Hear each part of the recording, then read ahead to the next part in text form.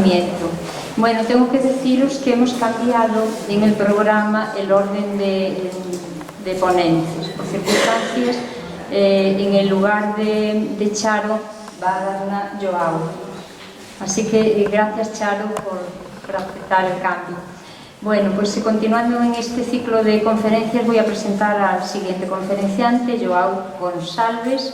Viene de Alcobaça, Portugal, oficial paracaidista del ejército portugués en reserva.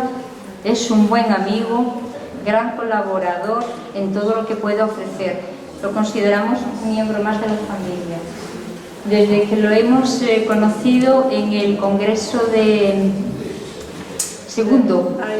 Congreso de AIPE, Torrejón de Ardoz, en 2016, no ha fallado ningún año, excepto los de la pandemia, ¿no? Y a partir de ahí le hemos tenido pues, en las jornadas de integración humana aquí en Orense. También estabas en el programa del 2020 que no se ha podido realizar.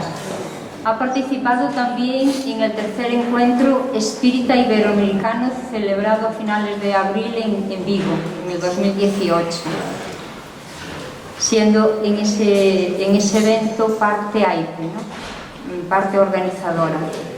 Es un conferenciante espírita que ha participado en varios congresos internacionales y en el 8º Congreso Espírita Mundial en Lisboa, en el 2016. Yo ahí no he estado, donde presentó el... Sí, que le vale mi corazón. Bueno, está bien. Donde presentó el trabajo Pensamiento Sistémico y Espiritismo en la Defensa de la Vida. Es investigador en comunicación instrumental y colabora con varios centros y asociaciones de cultura de Portugal. No los nombro porque son un montón. Realiza conferencias y estudios semanales en directo a través del canal de YouTube Espiritismo JG para la divulgación espírita. Está asociado también a la Federación Espírita Portuguesa Portuguesa y a SEDE, que es la Sociedad Española de Divulgadores Espíritas. Como se puede observar, a pesar de estar jubilado, no estás parado. No para. Es autor del libro Pensamiento Sistémico y Espiritismo. Yo tengo en casa un par de libros, me olvidé de traerlos. Lo que sí estamos esperando es a ver si los puede hacer en español, porque están en portugués. ¿Los dibujos también? Sí, solo los dibujos. Bueno.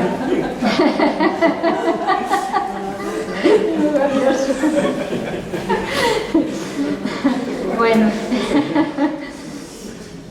Mira, como expresa en el prefacio de tu libro, tiene como principal objetivo de investigación la naturaleza trascendente del hombre, o sea, el estudio del hombre integral con bases sistémicas y holísticas centradas en la inmortalidad del espíritu. Me parece interesante tomar esa idea. Y la ponencia que nos va a ofrecer es Inteligencia y Libre Albedrío. Muchas gracias, Joao.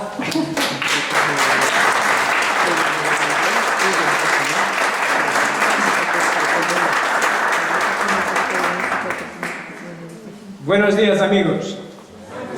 Bien. Vale, todos despiertos, y eso es que interesa. Muy bien. He escuchado alguna vez decir que somos lo que hacemos, ¿verdad? Sí, es nuestro ADN, nuestra carne de identidad, son nuestros hechos, nuestras acciones. Muy bien, entonces, sistémicamente, remontando del efecto a las causas, detrás, que está antes de un hecho nuestro, una acción, está nuestra elección, ¿verdad? Como seres inteligentes tenemos, vale, bueno, ahí está, libre albedrío. Pero para que lleguemos a varias alternativas, varias posibilidades de actuar detrás de lo que hicimos, lo que Carlos nos ha comentado, hemos reflexionado, ¿verdad? Muy bien, y para reflexionar, ¿qué se hace? Usas este elemento, ¿verdad? Solo los seres inteligentes reflexionan, ¿verdad? Evalúan evalúan, sacan unas conclusiones, pero este elemento que produce soluciones para nuestros problemas, también hace parte de marcos, de puntos de vista que otros ya han desarrollado antes, como nos decía Débora ayer, que buscando una vida más consciente. Claro que nos basamos, por ejemplo, los espíritas, bueno, ya tienen algún trabajo hecho por Kardec, por ejemplo, lo consultan y tal, y cuando consultamos amigos y tal. Bueno, entonces, es decir, que la inteligencia tanto usa unos marcos que ya tenemos, porque no estamos siempre empezando desde el principio, como los evalúa y crea soluciones para que el libre albedrío se pueda desarrollar y al final se produzcan hechos que serán nuestra identidad.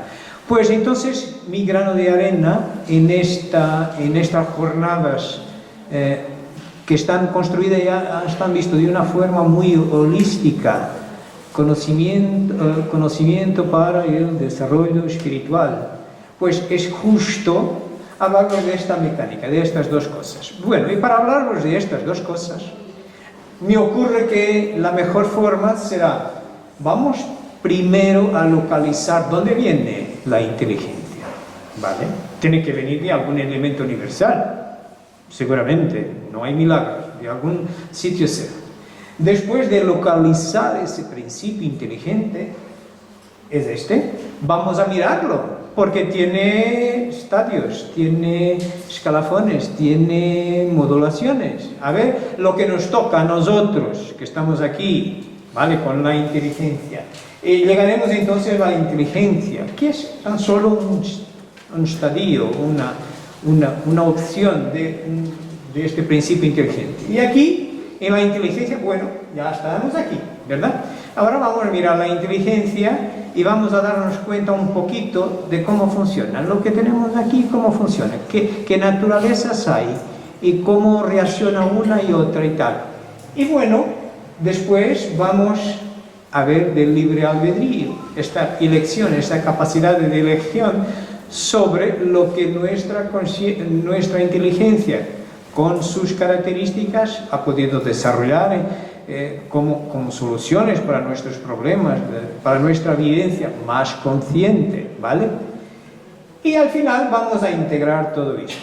Bueno, empecemos por lo que... De este modo habrá dos elementos generales en el universo, la materia y el espíritu. Sí. Y por encima de todo, Dios el Creador, el Padre de todas las cosas, y estas tres son el principio de todo lo que existe, la Trinidad universal. Pero al elemento material ha de añadirse el fluido universal, que hace las veces de intermediario entre el espíritu y la materia propiamente dicha, que es demasiado grosera para que el espíritu pueda tener acción sobre ella. Está colocado entre la materia y el espíritu. Es fluido, como la materia es materia, susceptible, por sus innumerables combinaciones con esta, y bajo la acción del espíritu, de producir la infinita variedad de cosas, de las cuales no conocéis más que un pequeño número. ¿Existe diferencia entre la materia de los cuerpos orgánicos y la de los inorgánicos? Siempre es la misma materia, pero en los cuerpos orgánicos está animalizada. ¿Cuál es la causa de la animalización de la materia? Su unión con el principio vital. La inteligencia es una facultad especial propia de ciertas clases de seres orgánicos que les da, juntamente con el pensamiento, la voluntad de obrar, la conciencia de la existencia y de la individualidad, así como también los medios de establecer relaciones con el mundo exterior y de atender a sus necesidades. Pueden, pues, distinguirse él a los seres inanimados formados únicamente de materia, sin vitalidad ni inteligencia, tales son los cuerpos brutos. Segundo, los seres animados que no piensan, formados de materia y dotados de vitalidad, pero faltos de inteligencia, y tercero, los seres animados que piensan, formados de materia, dotados de vitalidad y que tienen además un principio inteligente que les da la facultad de pensar. ¿Dónde están los hombres? Aquí. Pero seguramente, como venimos de un principio inteligente y también hay un principio, todo se va desarrollando. Entonces, es decir, que este principio inteligente hemos visto que aquí en los orgánicos, vale, los animalitos y tal, tienen el instinto, ¿verdad? Nosotros tenemos también algunas reacciones distintivas aún, ¿vale? Es decir, hemos seguramente pasado por algunos cuerpos más orgánicos solo con instinto. Es posible, es la ley de progresión. Y claro que aquí tenemos los que están formados mucho más solo por el principio material. Muy bien, hemos visto dónde nos localizamos. Entonces, vamos al principio inteligente. El principio inteligente se conoce, por lo menos hoy por hoy, el instinto en el escalafón más bajo, en el estadio más bajo, y la inteligencia, ¿vale? Es esta que opera en nosotros, seres inteligentes, que distingue una de la otra. Vamos a ver, por ejemplo, el salmón. El salmón es un peje que nace en el río, baja del río al mar, está toda la vida suya ahí, y cuando llega al momento de procrear, ¿vale? Viene con sus huevos, sube el río, va saltando, se ve a veces fotos del saltando el río, hasta el punto donde nació. Justo al punto donde, parece que tienen un GPS infalible, todos van ahí. Y solo ahí va a sacar los huevos y nacen otros salmones que se van a la vida. Todos hacen igual.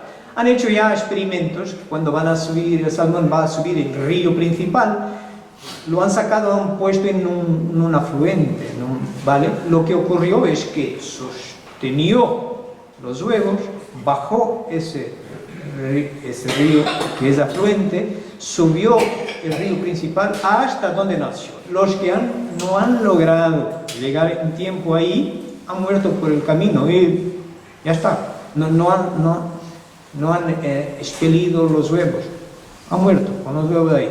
Los que han todavía llegado, óptimo. Entonces, es decir, todos hacen igual.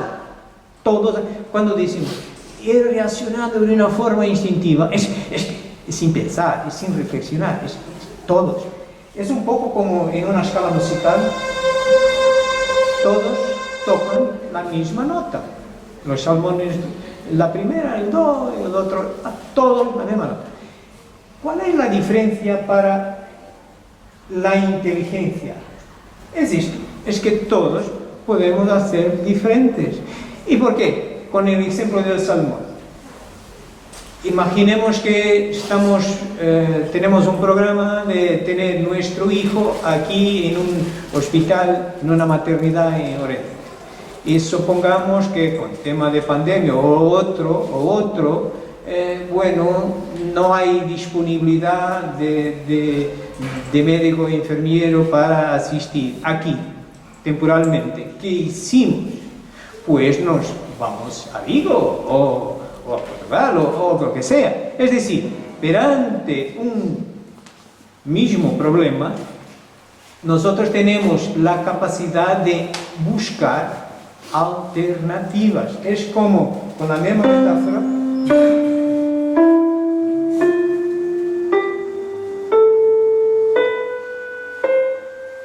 tocamos las notas todas, además hicimos conciertos, músicas y tal. Esto es la gran diferencia entre el instinto y la inteligencia.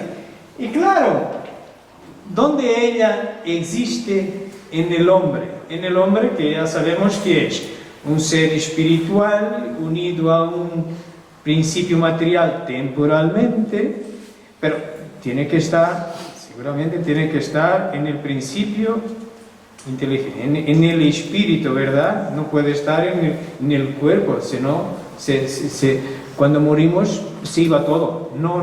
Entonces, 14. La unión del alma, del periespíritu y del cuerpo material constituye el hombre. El alma y el periespíritu separados del cuerpo constituyen el ser llamado espíritu. El alma es de este modo un ser simple, el espíritu un ser doble y el hombre un ser triple.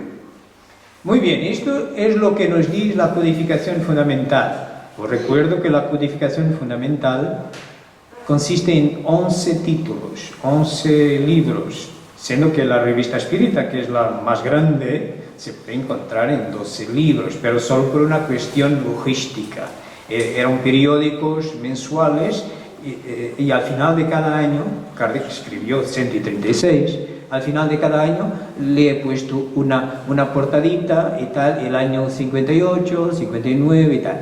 Vale, y hay ahí unas obras ahí, que son las de iniciación, que son el resumen de la ley de los fenómenos espíritas, hay el espiritismo en su más simple expresión, y hay que es el espiritismo, está aquí, que es la que hemos escuchado, el ítem 14, en el capítulo 2, que nos explica muy bien, al final, qué es el hombre, ¿vale? ¿Y qué es el hombre al final? Hemos escuchado que el hombre tiene 3 elementos, tiene una alma, un pie y espíritu y un cuerpo, ¿verdad? Y de esta asociación de los 3 suele ser un ser simple, un ser cuando solo es alma, imaginemos. ¿Para qué necesitamos el pie y espíritu? Que en verdad sería mejor dicho perialma. Solo porque es una interfaz, es del fluido universal, constituido desde el fluido universal. Es una interfaz entre el principio inteligente y el cuerpo. Es necesario un periespíritu, porque no se puede unir directamente. Pero cambia, es como un poco esta camiseta. Bueno, ahora un poco de invierno todavía la uso, pero de verano no la uso, ¿vale? Y si este es el cuerpo, cuando me voy a dormir saco el cuerpo. Puedo quedarme para dormir con esto, pero está muy calor, saco los dos. Lo que yo no saco es yo, el yo soy yo, ¿vale? Alma. Meto un pie de espíritu, estoy listo para una encarnación. Pero se concreta la encarnación ¿cuándo? Cuando uno, el tercer elemento, el 3. Por eso es que el hombre es un ser triple. ¿Por qué? Porque 1, 2, 3. El espíritu es un ser doble. ¿Por qué? 1, 2. El alma es un ser simple. ¿Por qué? 1. Ya. Tardaremos mucho a ser simple, ¿vale? Cuando ya no necesitemos de encarnar y tal. Pero, ¿dónde estará al final nuestra inteligencia?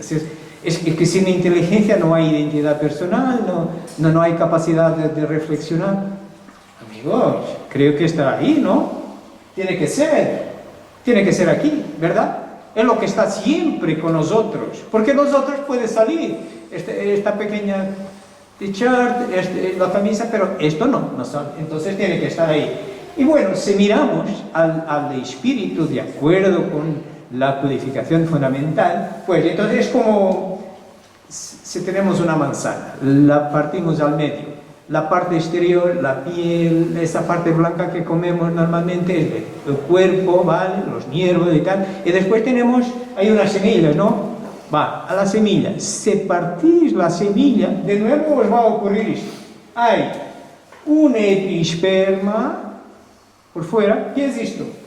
Es el pie y espíritu, y dentro, esta parte blanquita con más el embrión, es el alma. Pero tiene dos, ¿no? ¿Verdad? Tiene. La parte blanquita que es, son nuestras memorias. La consciente, que tenemos ahora, de vigilia, pero tenemos un montón de memorias de otras vidas y tal, que está un poco inconsciente, ¿vale? Muy bien. ¿Y quién la procesa? ¿Quién procesa esas memorias? Es el embrión, que es justo la inteligencia. Es un poco como este ordenador. Este ordenador ahora está consciente, una memoria consciente que es esta conferencia. Pero tiene aquí un montón de ellas, ¿verdad? No han desaparecido, están inconscientes, olvidadas, como muchas de nuestras recordaciones de otras vidas, ¿vale? ¿Y quién la procesa esta presentación? Es el procesador del ordenador. ¿Qué es el procesador nuestro? Es la inteligencia, ¿vale? Muy bien. Es decir que aquí tenemos la memoria, que tiene una parte inconsciente y una consciente muy pequeñita, Y claro, tenemos la inteligencia, que hoy por hoy, por lo menos, hay varios análisis, pero una común es considerar que hay una característica intelectual o racional de la inteligencia, fue la primera que se ha descubierto. Hay una característica emocional, ¿vale? Se dice, está el corazón. Cuando morimos, el corazón se fue a tierra. No, el corazón está aquí, ¿vale? Hay una característica emocional y hay una característica especial. Entonces, ahora que ya lo tenemos claro, dónde está la inteligencia en el hombre, pues vamos a ver sus características. Bueno, hemos dicho que una aproximación, un posible análisis es considerarla como intelectual, con una CI, un coeficiente intelectual, que tiene un escalafón de 156 niveles, ¿vale?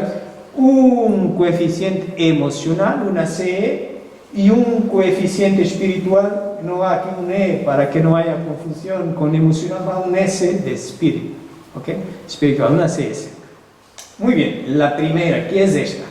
Bueno, estos señores que aquí están, Alfred Binet y Theodore Simon, entre el final del siglo XIX y del XX se han dado cuenta que cuando ponían problemas de orden lógica a las personas, había unos que lo resolvían muy rápido, otros tardaban más tiempo. Uy, ¿qué pasa aquí? ¿Qué pasa aquí? Y bueno, han comprobado de tantas formas que han descubierto que al final se podría arreglar un escalafón, como si fuese una medida de esas capacidades respecto al tiempo que se lleva a solucionar problemas lógicos, ¿vale? Y basado en esto, han creado el famoso CI, la CI, el coeficiente intelectual, que se usa muchas veces en exámenes de papel y lápiz, ¿no? Psicotécnicos y tal, todavía se usa. Y bueno, esta característica intelectual o racional es muy apropiada para producir ciencia, elaboración de conceptos. Es con esta, por ejemplo, que se resuelve este problema. Vamos a imaginar que tenemos un lago ahí en nuestro jardín, en nuestra casa, y tenemos un nenúfar que sabemos que crece 2 veces, dobla. En cada 24 horas dobla su superficie, que se quede ahí encima del agua. Y sabemos que al día 10, él cubre mitad. ¿En qué día llegará a esta posición, la totalidad? ¿Alguien se atreve, no? Bueno, es al 11, pero a veces mucha gente dice que es al 20, ¿eh? No, es al 11, es por la inteligencia, con la característica intelectual o racional que logramos dar estas respuestas. Por ejemplo, la gente que pensaría en la 20 tiene una justificación, que es la característica emocional de la inteligencia. Ya veremos por qué, ¿vale? Entonces, el tiempo fue andando, y este señor, que es portugués y fue un premio Nobel de la medicina, Egas Muniz, era un neurocientífico portugués y que ganó el premio, este premio por una operación que se llama lobotomía o leucotomía prefrontal. Él trataba gente que tenía problemas mentales, esquizofrenia violenta, y entonces fue probando y tal, y como era cirujano también, él descubrió que se seccionara a la base del cerebro, seccionara los lobos frontales, sí que resolvía el problema de la violencia en los esquizofrénicos. El problema es que, está bien, los pone dormiditos y su vida se queda un poco más vegetal. Pero la ciencia funciona así. Normalmente empieza, descubre algo y más tarde va reflexionando con la inteligencia, tornando una vida más consciente, como decía Évora, y va descubriendo que, bueno, tenemos que descubrir otra utilización para eso. Pero este señor sí se ha dado cuenta que al final las emociones, lo que tornaban los que tenían esquizofrenia, lo que tornaba violento, las emociones al final no estaban en el corazón, estaban en la base del cerebro. Y hay un señor, Michael Persinger, un profesor canadiense, ha muerto en, creo que 2018, ahí por década de 70, cuando ya había las tomografías axiales computarizadas, las emisiones por positrones, esas maquinitas donde uno va al tubo de vez en cuando para hacer un examen y tal. Y bueno, y intentó hacer un experimento muy interesante. Creó incluso un casco con unos electrodos y a sus voluntarios le pidió que se metieran en el tubo del ataque y experimentasen diferentes sensaciones, como de alegría, de tristeza y tal. Y bueno, ha obtenido algunas cosas interesantes, que era por dónde iban los fluidos, la sangre, por dónde iba a medida que mientras que la gente estaba alegre o triste o pensaba o hablaba, bueno. Y ha descubierto que al final hay unas áreas en el cerebro que parece que están más relacionadas con unas cosas y otras y con las emociones también. Y bueno, hay un poco más adelante, hay esta revista que todavía se hace, Forbes, se produce todavía, que muchas veces hace escalafones de los más inteligentes, de los más ricos, de los más famosos y tal. Y ahí por la década de 90 hay un artículo que sale y que compara los que tienen más suceso en la vida social, las personas famosas y tal, con su CI, la coeficiente intelectual, la que mide la inteligencia intelectual o racional, esa de conceptos lógicos, de producir ciencia y tal, ¿vale? Y llegó a una conclusión muy interesante, es que en realidad las personas que tenían más o sea, eran más famosas en la sociedad, no eran los cientistas locos que tenían un gran CI, pero ya sabéis que muchas veces se cierran en sus laboratorios, en sus salas y tal, no hablan con nadie, pero son una inteligencia, oiga. Bueno, pero no eran esos, eran los que unían a algún coeficiente intelectual la capacidad de relacionarse con el otro. Y este señor Daniel Goleman, un neurocientífico también, mira todo esto y resuelve llamar a esta capacidad de inteligencia, le llama inteligencia emocional.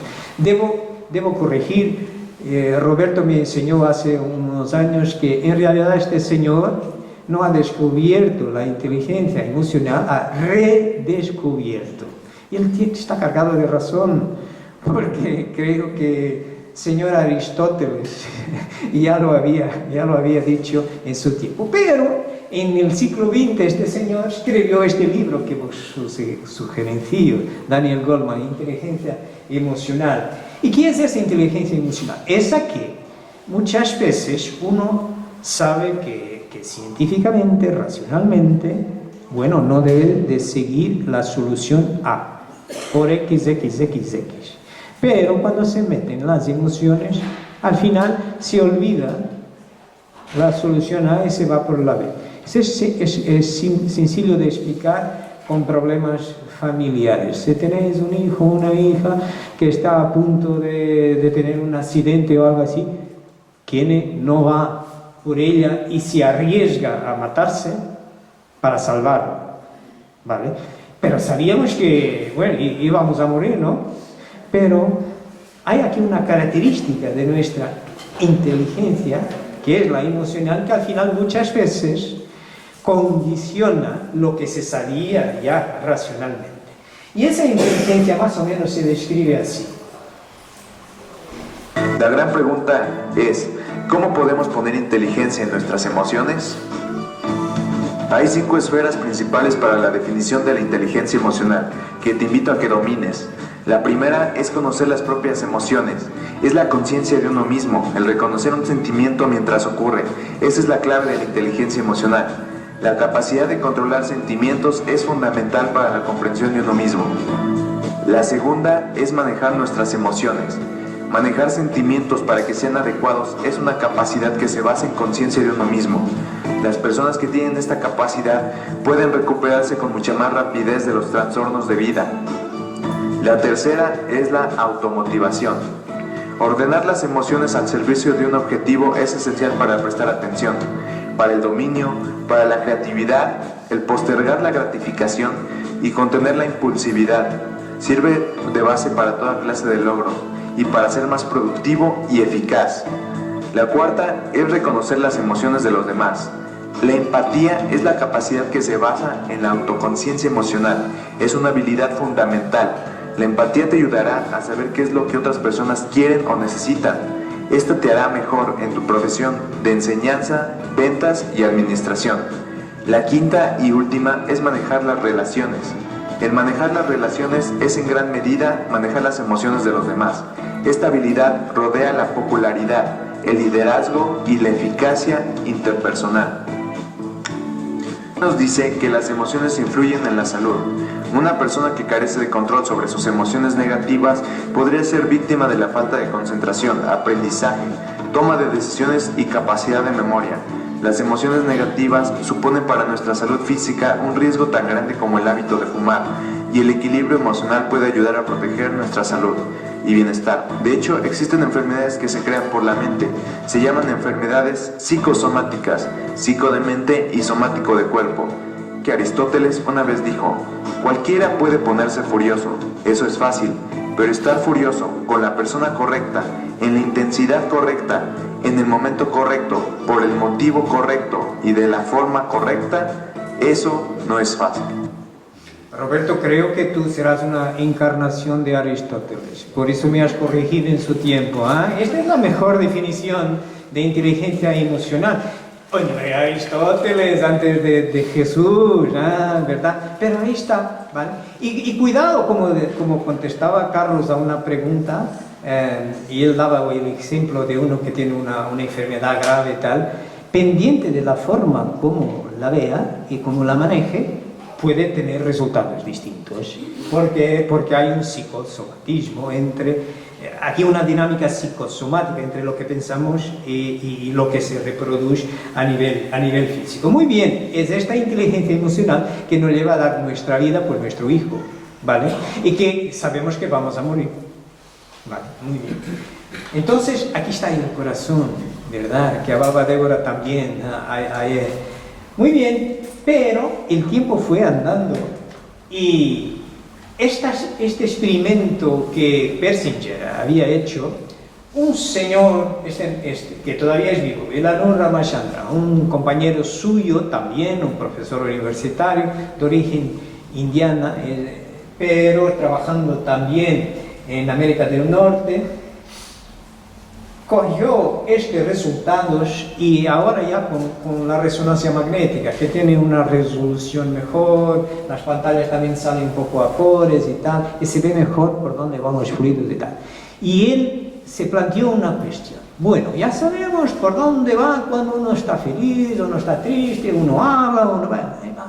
Pero es que el hombre, la inteligencia del hombre, tiene una capacidad que es mirar al todo, integrar. Cuando tenemos un problema, vemos, bueno, tengo dinero para esto, me conviene más esta capacidad técnica o tal, ¿vale? Y al final, el resultado va a manejar no solo la cuestión del dinero, o solo la cuestión técnica, pero será un análisis sistémico, integratorio de los dos. Y él, entonces, decidió repetir esta experiencia y pidió a sus voluntarios que se metieran ahí en el cañón de la resonancia magnética. Ahora les pidió que cuando estuviesen ahí, pensasen en el todo, si tuvieran dificultad, pensasen en el universo, el todo, o aquellos que creían en Dios, pensasen en Dios, que es la integración de todo.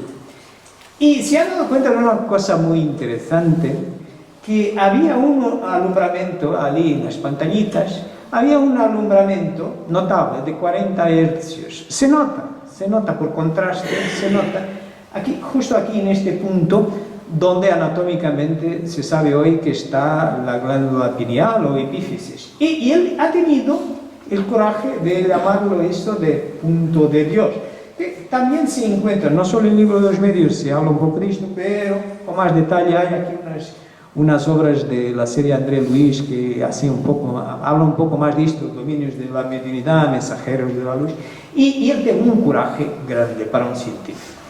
Ha transpuesto este experimento para varias conferencias y en particular este libro suyo, Phantoms in the Brain, los fantasmas en el cerebro, ¿vale? Su libro, podréis leerlo, descargarlo.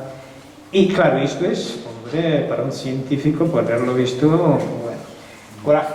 Hay una señora, Dana Zohar, una física cuántica, que ni siquiera en esos tiempos se consideraría espiritualista, pero que mira a esta cuestión y sistémicamente tenta buscar un soporte teórico para justificar lo que es esta puerta de acceso al todo, a Dios, a las percepciones mediúnicas y tal, que se juzga están en ese punto donde hay este alumbramiento, donde está la pineal o la epífisis y tal.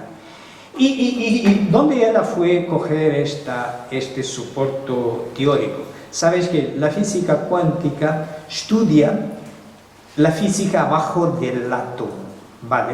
Yo cuando me fui al cole hace muchos años, ya no me acuerdo cuándo, pero me decían, el átomo es la más pequeña parte de la materia, es indivisible y tal, y tenía un núcleo que tenía protones, neutrones y unos electrones alrededor. Bueno, eso fue hace 50 años. Hoy se ha descubierto ya que hay 18 partículas. Ahí los neutrones y los protones tienen unos quarks, y los quarks están unidos con una partícula de fuerza que son los gluones y tal. Y todas estas 18 partículas tienen una característica interesante demostrable, por el experimento de la doble rendija y tal, que son a la vez partícula y onda, ¿vale? Y claro que si se intenta saber dónde está la partícula, el electrón y el fotón, colapsa el movimiento y la energía, la función de onda. Si se deja de mirar, detectar, vuelve a ocupar todas las posiciones posibles, como el principio de la superimposición de Heisenberg. Podremos después hablar de eso un poco más. Pero es para decirnos que, bueno, nosotros tenemos también esas partículas de nuestros cuerpos, somos hechos de materia. Entonces, es decir, que somos partícula, yo os miro, sois partícula y yo soy partícula. Alguien nos ha observado y detectado, bueno, vas a estar ahí en la Tierra, encarnado y tal. Pero, ¿dónde están las otras posibilidades? Es que cuando el observador termina de detectar estas partículas, ellas recuperan sus otras vidas, sus otras posiciones de acuerdo con una función de onda. Entonces los científicos llegan a la conclusión que una de dos, o la función de onda es un sencillo mérito de nuestro ejercicio teórico del conocimiento, pero no es, porque si no esta conferencia no se haría, es ondas electromagnéticas, ¿no? ¿Vale? El teléfono sin ondas electromagnéticas, ¿qué? No marchaba. O, si no es entonces significa, para justificar para dónde van las otras posibilidades, que somos también nosotros, la otra parte que está colapsada temporalmente, tiene que haber más dimensiones y universos paralelos. Y se ha descubierto, ya se comprueba matemáticamente que en nuestro mundo material, donde conocemos largo, ancho, alto y tiempo con señor Einstein, 4 en el mundo macro, pero cuando vamos al átomo, ahí ya están más 7 dimensiones, rincones donde puede estar alguna cosa, ¿vale? 11. Y hay universos paralelos, ¿vale? Y que también se piensa que universos paralelos son como unas membranas que están paralelas una al otro, puede estar aquí una al otro, y que la conexión entre ellas es con una de estas 18 partículas, el gravitón, que es responsable también por la gravedad, que se está estudiando mejor cómo se produce. Bueno, lo que quiero decir es que esta señora, Dana Zohar, con estos conceptos teóricos, dice, bueno, entonces es decir, nosotros estamos en varias dimensiones o universos paralelos al mismo tiempo. Consideramos es que estamos vivos aquí, porque nos miramos a nosotros, y estamos muertos allá. Eso es verdad, ¿no? Vamos al cementerio y los que han partido no están muertos aquí, pero llegan a una reunión mediúnica, no están vivos allá. Y nosotros estamos muertos allá y vivos acá. Me parece que tiene su lógica. Me parece, ¿eh? Me parece. Muy bien. Y basado en esto, la señora logró definir, bueno, en este punto de Dios estará el punto de la integración, del acceso a las otras dimensiones, a los otros universos, a la mediunidad y tal y cual. Y muy bien, escribió este libro muy interesante, El Yo Cuántico, y llamó a esta capacidad integratoria de resolver los problemas de forma sistémica la naturaleza espiritual de la inteligencia, y con un coeficiente espiritual. ¿Qué es esto? Vamos a ver aquí. Inteligência espiritual é, primeiro, ter consciência de que a vida é uma grande pergunta em busca de uma grande resposta. Segundo, procurar o sentido para a vida e a razão para a vivência. Quinto, ter consciência da temporalidade da existência. Sexto, descobrir esperança na desolação, conforto na tribulação, coragem nas perdas, sabedoria no caos. A espiritualidade regada com a serenidade traz a paz social, estimula o amor, enriquece o prazer, mas controlada pelo radicalismo e o autoritarismo, produz a discórdia, promove o ódio, gera angústia. A vida humana é uma história em que não se aceita um ponto final, apenas o uso da vírgula. O eu não aceita o fim da existência, o caos último, o nada em si, o seu próprio extermínio. Ele só se consola se acreditar na continuidade da vida. O fenômeno do fim da existência e as indagações do espírito humano por desvendar essa origem reforçam a tese de que procurar Deus não é sinal de fraqueza humana, mas da grandeza da sua inteligência. Entonces, nuestra inteligencia tiene por lo menos estas 3 características. Una que analiza mucho las partes del problema, la racional o la intelectual. Otra que hace hechos heroicos, tanto de respecto a lo que lógicamente era, porque se sobrepone con las emociones y puede hacer hechos heroicos o meterse, por ejemplo, en una adicción o algo así, ¿vale? Y finalmente tenemos la capacidad integradora, que es que nos hace salir por delante con las mejores opciones. Entonces, hemos visto las características de este motor que nos mueve todos los días. Entonces, ¿y qué es esto del libre albedrío? Bueno, aquí en este librito también lo he explicado. Tiene una explicación muy interesante ahí en la parte tercera, en la ley de la moral de la libertad. Os explica muy bien. Voy a sacar 2 cositas que nos interesan. ¿Tiene el hombre libre albedrío de sus actos? Puesto que tiene libertad de pensar, tiene la de obrar. Sin libre albedrío, el hombre sería una máquina. Pues que tiene la libertad de pensar. Para pensar, solo los seres inteligentes piensan, tiene que tener inteligencia. tiene la de elegir y obrar. ¿Ven? El libre albedrío solo ocurre con los seres inteligentes. Es decidir, no voy para la maternidad de Orense, voy a de Vigo. Vale, muy bien. La aberración de las facultades quita al hombre el libre albedrío.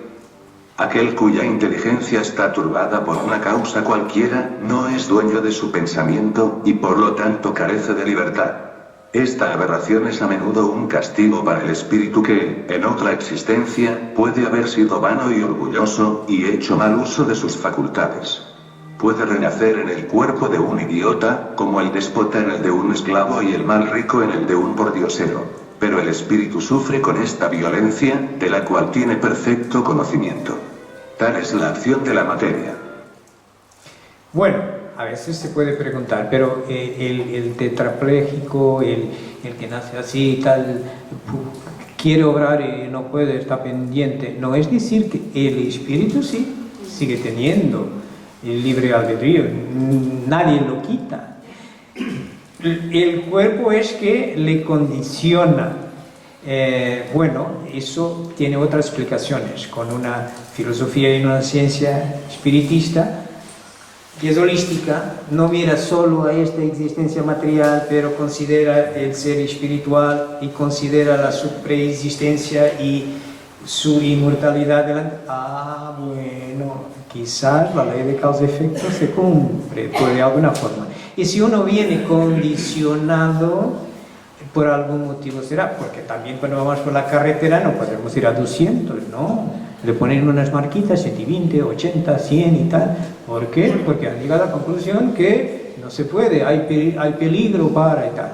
Entonces, pues nuestro coche puede dar 300. El libre albedrío máximo sería 300, pero nosotros nos sujetamos a los 120, a los 100, a los 80. ¿Vale? También cuando uno viene sin poder ejercer su libre albedrío, por algún motivo será. ¿Vale? Por algún motivo será.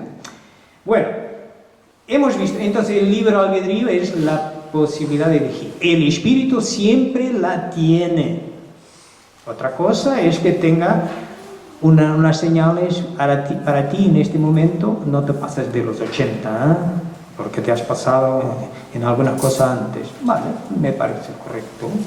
Para un ser que es un padre para todos nosotros y que quiere nuestro bien, me parece bien. Yo no daría a mi hijo un coche de Fórmula 1. Él sacó el carnet de conducir hace unos años. No le daría. ¿Vale? Muy bien. Entonces, ya vemos que tenemos la capacidad de elección. Y es con esta capacidad de elección, después de reflexionarnos, como nos ha comentado Carlos y tal, llegamos a solución A, solución B, ¿vale? Y entonces vamos a decidir cómo. Bueno, ahora vamos a integrar todo esto.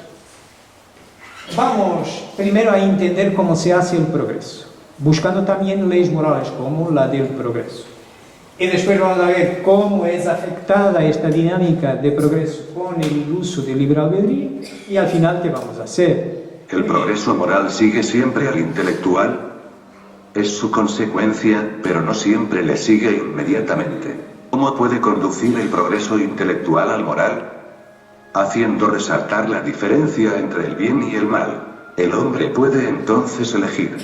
El desarrollo del libre albedrío sigue al de la inteligencia y aumenta la responsabilidad de los actos. ¿A qué se debe entonces que los pueblos más ilustrados sean a menudo los más pervertidos? El progreso completo es el objeto, pero los pueblos, como los individuos, no llegan a él más que paso a paso.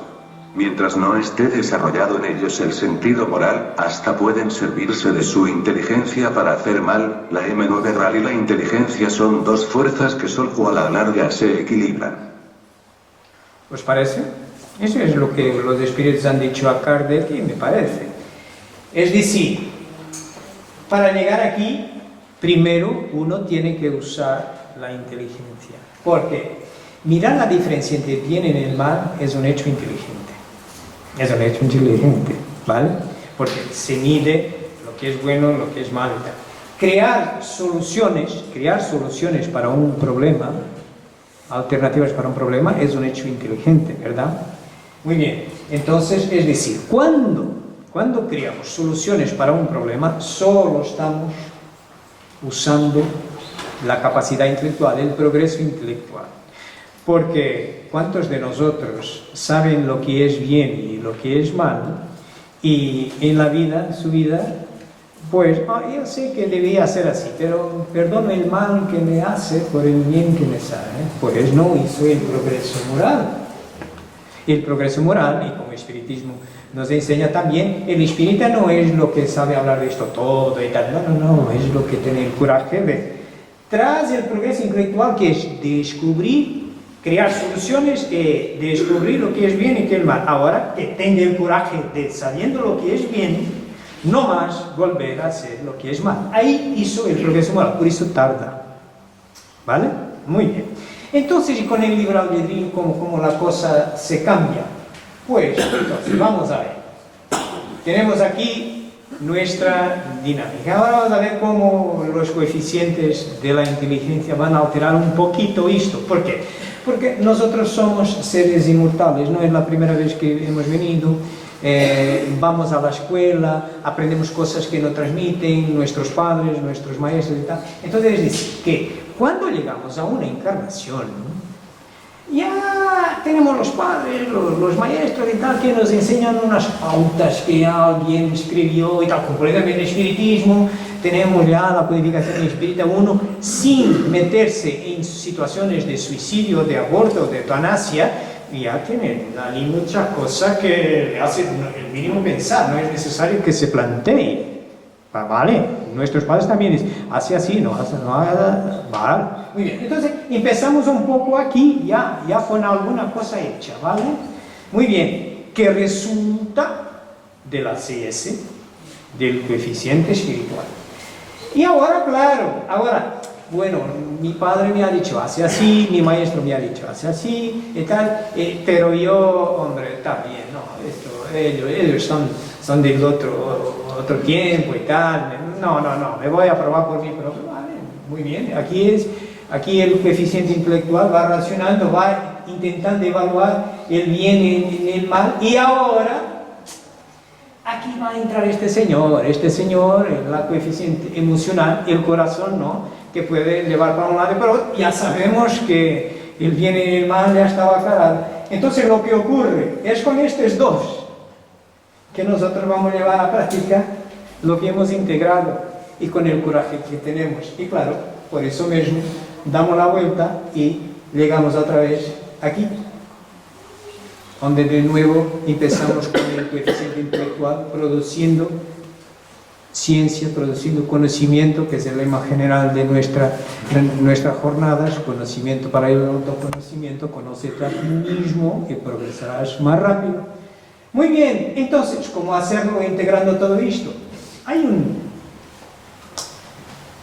En este libro se encuentra mucha de los postulados filosóficos éticos, que es filosofía moral, del espiritismo, como por ejemplo, es normativa, es una ética normativa, se van a la tercera parte, las leyes morales que hemos estado hablando, tiene ahí mucho de normativas, es proceder bien, es así, es y tal.